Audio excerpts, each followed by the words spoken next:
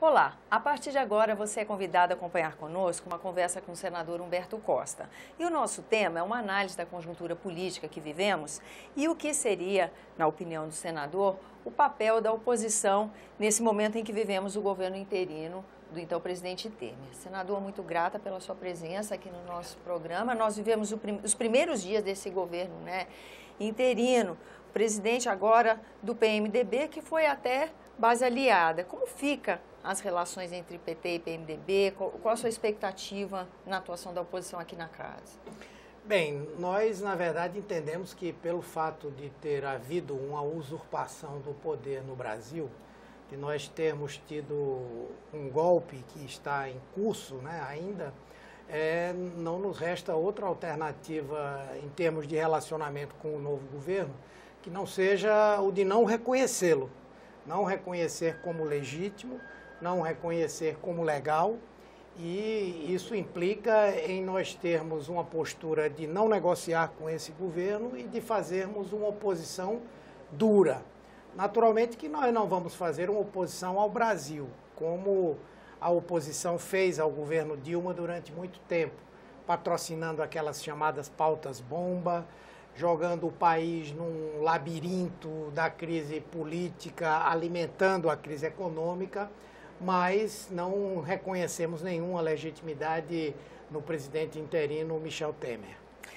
O senhor acha que os mesmos elementos que convivemos, que vimos agravando crise política e crise econômica, nós vamos continuar com esses dois elementos ativos? Veja, de um lado, esse governo interino, até para poder alcançar o objetivo de alçar ao poder, construiu relações políticas dentro do Congresso Nacional que lhe dão uma sustentação bastante razoável, seja na Câmara, seja aqui no Senado.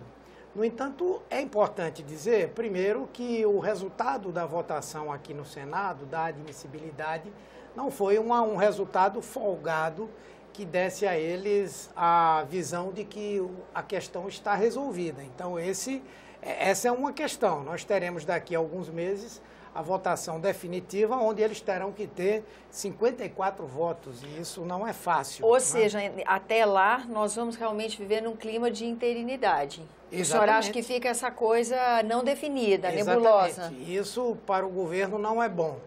E por outro lado, se há, no caso do Congresso, um respaldo na sociedade, nas ruas, na população, pelo contrário, esse governo tem sido visto como algo que a população não desejou, algo porque a população não lutou e algo que se coloca realmente como imposto à vontade da população. Mas, senador, mesmo com toda a massa de pessoas que a gente viu nas ruas? Sim, porque aquelas pessoas que lá estavam queriam que Dilma saísse, mas não queriam Michel Temer no seu lugar. Não havia uma vocalização, uma verbalização de alguma alternativa, porque a bandeira se resumia ao impeachment. Por outro lado, as outros milhões de pessoas que foram defender o governo também não queriam Michel Temer. Então ninguém vai à rua defender o Fica Temer.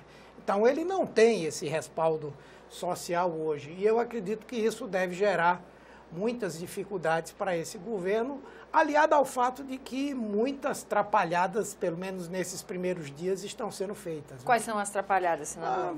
Por exemplo, imaginar que é possível adotar um programa conservador, um programa de ajuste mais pesado do que já foi feito, sem ter a legitimidade do voto. Nós olhamos hoje exemplos como a Argentina, em que o presidente foi eleito em dezembro, apesar de uma margem pequena, mas foi eleito. E hoje, 6 meses depois da eleição, a popularidade do presidente é baixíssima por conta das medidas que ele tomou, que faziam parte do seu programa de governo. Imagine agora que ninguém falou em acabar com o Ministério da Cultura, em reduzir o espectro de ação do SUS, em cobrar mensalidade de pós-graduação nas universidades públicas, enfim, tantas e tantas coisas que estão sendo defendidas pelos ministros e pelo presidente da República, que eu tenho certeza que se tivessem sido apresentadas à população numa eleição direta, esse programa teria sido rechaçado. Então, por isso eu acho que esse governo encontrará muitas dificuldades. Agora, a gente está vivendo esses primeiros dias e definições na equipe econômica, né? O ministro da Fazenda anunciou nomes importantes, falou até em mandar para o Congresso uma proposta de emenda constitucional para garantir a autonomia do Banco Central.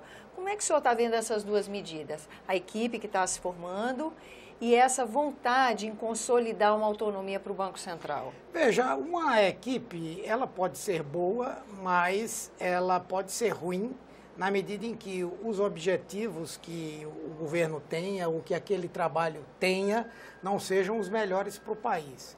Como eu considero que as medidas que esse governo se propõe a tomar na área econômica são nocivas aos trabalhadores, ao povo pobre, e vão numa linha de retomar uma política que já se demonstrou fracassada no governo Fernando Henrique Cardoso, eu tenho um entendimento de que, por melhores que sejam os quadros, eu nem estou dizendo que são os melhores, mas por melhores que fossem esses quadros... Você nem entrar no mérito dos quadros, né? No rumo mesmo. Nós teríamos aí um resultado que não é aquele que a população brasileira quer. Então, eu prefiro nem opinar sobre a qualificação dos integrantes desse governo. E a autonomia do Banco Central? Essa vontade Nós de mandar uma sempre PEC, fomos contra, até porque nos nossos governos o Banco Central teve uma razoável autonomia. Embora a autonomia não seja formal, não se elege, não se escolhe um presidente do Banco Central para ele ter um mandato, não é? E é importante que o governo exerça alguma influência sobre o Banco Central mesmo.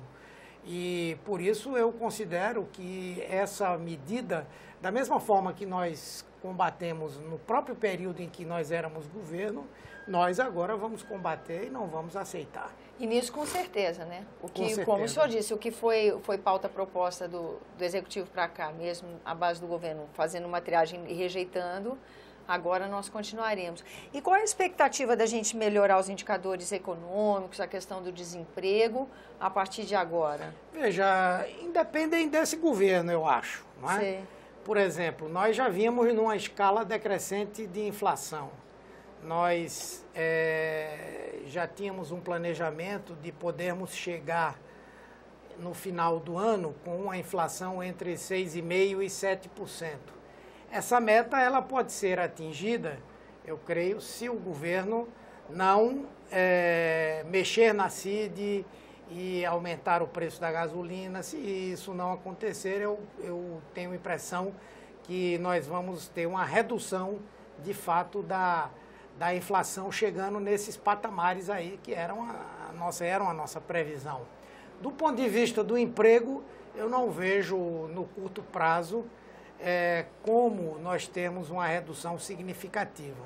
E apesar do Meirelles ter dito que se corrigia em relação ao que ele disse, de que não vai chegar a 14% porque o governo vai atuar, mas na pior das hipóteses nós vamos para um desemprego de 12%. E isso é exatamente pelo que nós estávamos dizendo, porque a crise não é uma crise unicamente do Brasil, é uma crise internacional. Há outros sinais positivos, como, por exemplo, a questão do comércio exterior, a substituição de importações, mas o processo de mudança, de melhora nessa situação será um processo lento, né? E, sem dúvida, algo que não depende exclusivamente do governo. E a atuação na comissão especial do impeachment, senador? Como é que vai ser a atuação do partido, a expectativa de reversão do afastamento? Como eu disse, nós perdemos aqui, embora na admissibilidade a nossa derrota foi importante, porque era apenas uma maioria simples, mas se nós fizermos uma transposição daquela votação para a votação que tem que haver no final do trabalho da comissão, eles tiveram um voto além do que seria o mínimo necessário para os 54, para um afastamento definitivo. Deve-se levar em consideração que pelo menos 10 a 12 senadores votaram com o seguinte discurso, de que iriam votar pela admissibilidade, mas iriam no processo analisar se de fato houve crime de responsabilidade ou não. Então, o voto dessas pessoas poderia mudar, não é? E, além do mais, as contradições que vão ser vividas aqui, vão ser vividas na sociedade, acho que elas apontam para um resultado que é difícil de prever nesse momento. Ou seja, já que estamos falando de um julgamento político, provavelmente, ao julgar o impeachment na comissão especial, também estaremos dando uma nota ao que seria o governo interino do presidente Temer. Isso é um fato que vai interferir no julgamento de alguma forma? Eu acredito que sim, porque é o ambiente político, sim, né? Porque muitos disseram, inclusive, que estavam votando porque não havia mais governabilidade, porque não havia mais credibilidade por parte do governo, porque não havia mais base de sustentação social. Então, se valeu para Dilma, certamente pode valer para um outro governo, né? E aí nós podemos até ficar diante de um dilema de discutir alguma coisa que não seja nem Temer, nem Dilma. Mas vamos aguardar, nós vamos continuar lutando pela preservação da vontade popular em 2014, que foi a eleição da presidenta Dilma. Muito grata pela sua presença aqui, senador, e a você que nos acompanha também. Obrigada pela atenção. Lembrando que esse é o programa Argumento e você é o nosso convidado a fazer sugestões e críticas ao trabalho da TV Senado pelo 0800 61 2211, que é uma ligação gratuita. E quando você quiser rever esse ou outro dos nossos programas, senado.leg.br/TV. Até a próxima.